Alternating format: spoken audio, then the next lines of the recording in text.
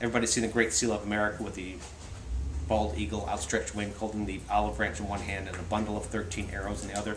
That bundle of 13 arrows is Benjamin Franklin's secret acknowledgement and appreciation for what Chief Constantine did. But the Iroquois nation had much greater influence on the beginning of this country than even that. There's a reason why that 13 arrows are there, because the significance of the Iroquois nation to our own Constitution, our own Bill of Rights, is very significant. And I don't want to bore you with the great history because there's a lot more details in the book. So how Indians, Mormons, standard technology all works together, right there.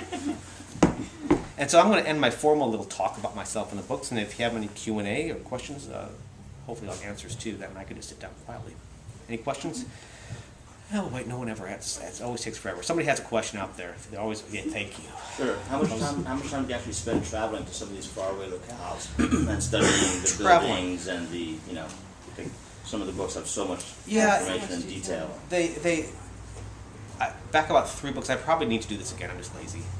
Is 3 books ago, because I get a question asked every now and again, and I thought, well, I never knew the answer to that. How many places have I been to that I've written about? And so I listed all the places my characters have been to, all my other books, checkmarked if I've been there. And at that point, about 3 years ago, it was about really 65 to 75% of the places I've been to. It's probably still around that, maybe even a little less now with the current books. I generally don't travel specifically for research. It's very seldom, though I do occasionally, where if I'm writing about a subject, I'll hop on a plane, fly there, run around that place, and come back. Usually what I do is just travel for the fun of it. I journal when I travel. I ask people weird questions, tell me a ghost story about this place. Tell me a story that no one knows about this place. And I'll jot those things down. I'll take a bunch of pictures. They end up in a journal, basically a little packet, and I file it away. And so if I'm ever going to have a story that takes place there, I just pull that off the shelf and I'm ready to go without actually having to get on a plane and travel there and do that.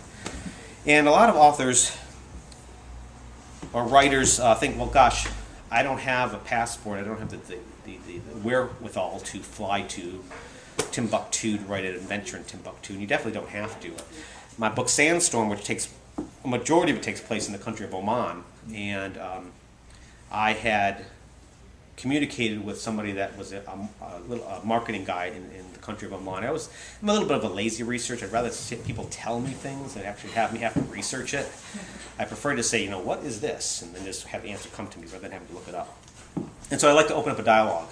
And so I opened up a dialogue, and the first question he asked me, though, in turn was, are you going to be derogatory of the country of Oman? The Western looks at the Middle East, they have Persian Gulf countries, they think, you're going to just trash us. I said, no. Generally my books are travel logs. And that word got passed up the chain of command in Oman, and I eventually got a letter from the Sultan of Oman saying, because you're going to be showing our country in a positive light, we'd like to fly you over here, give you a personal tour of our country. And I was like, oh, great, I don't have to pay for it, yay. Plus, they showed me secrets that I'm probably never going to see. But unfortunately, just shortly after that, I pitched the book to my HarperCollins, wrote my outline for it, got the book sold, and I got unfortunately 911 happened. And then shortly after, I got a little note from the Sultanate, not the best time to come visit. Thank you very much. Unfortunately, I was committed to write the novel, so I had to actually write the entire novel without ever setting foot in Oman. So you can definitely write. People that have been to Oman have since had people that have worked with Aramco or some of the other oil companies, or with some of the companies out in the Middle East that are stationed in Oman. They were certain I had been to Oman. I hadn't.